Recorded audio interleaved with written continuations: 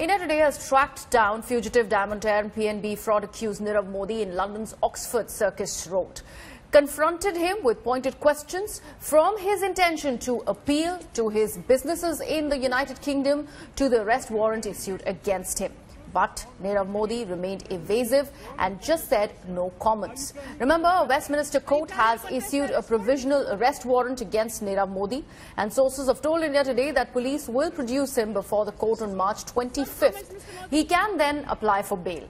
As Nirav Modi faces heat, sources also suggest that a team of Central Bureau of Investigation and Enforcement Directorate will leave for London, and it has been learnt that the top officials of investigative agencies are in touch with the UK authorities. And also, what visa are you on? My colleague Lavina Tandon now joins me from London for further inputs on this story. Lavina, what is the status really of this Nirav Modi case currently?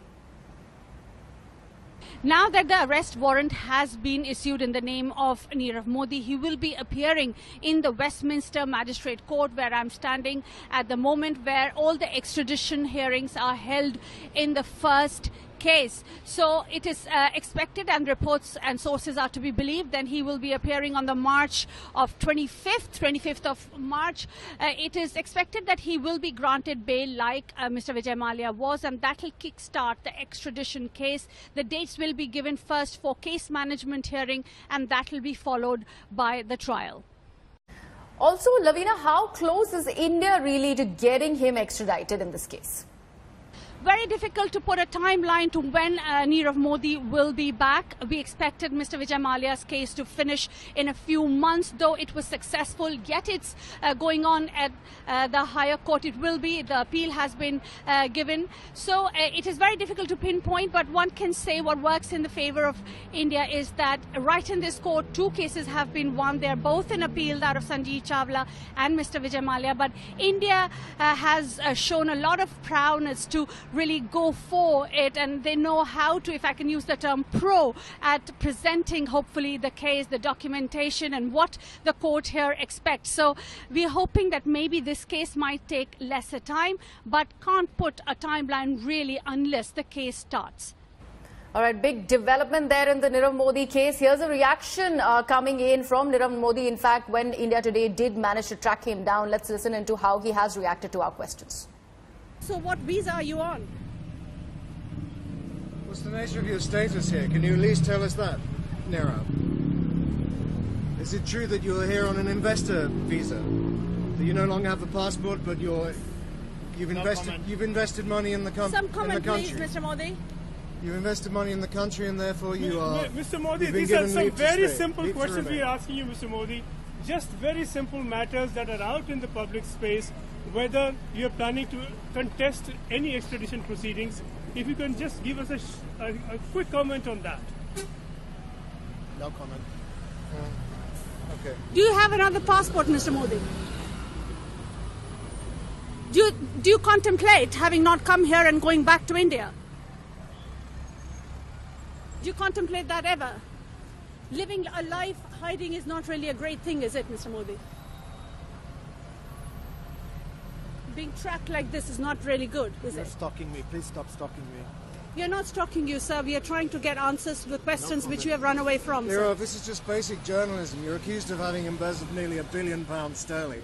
It's a perfectly fair question. If you'd like to defend yourself, you're more than welcome. The floor is yours. This is your forum. Tell us what happened to the money. Absolutely. And if this you're is an your innocent opportunity, man, sir. tell us more. Tell us everything you can tell us to help clear your name. This is your opportunity, Mr. Modi. Just do share some simple thoughts, Mr. Modi, on what you're planning next. My colleague Aishwarya now joins me from the India Today newsroom. Aishwarya, Nirav Modi there maintaining that, so to speak, nonchalance, no comments is all he has gone ahead and said. And further, he goes ahead, a man who has gone ahead and defrauded India of more than 13,000 crore goes ahead and says, stop stalking me. Now that he is looking in the face of an arrest by the United Kingdom, what is the procedure? What can we really expect as far as his extradition process is concerned? Well, one thing that we can be sure of is the fact that it is a very long process for India to get him back, just like we saw in the Vijay Mallya case. What we do understand at the moment is that the Enforcement Directorate officials in London are very, very positive that things would go the Indian way. Now, they are also saying that they would put in request after request, and they would also make sure that the Indian government on their side starts putting pressure on the UK. We do understand that the Indian diplomats and the Indian government at the moment is putting pressure on the UK government to make sure that Nirav Modi is brought back, because this kind of scam that came to the fore is worth 13,000 crore rupees, not a small amount there to say. And India today has in fact got him on camera, and we did see how freely he is roaming in the UK. The Enforcement Directorate here in India working on the paperwork, strengthening their case. The officials, what we understand, are pretty sure that they will be able to bring him back. Also looking at the Vijay Mallya case, they are sure that once things get rolling, it will be very easy for them to get Nirav Modi back. But what is important to know is that it's a long way before we get him back.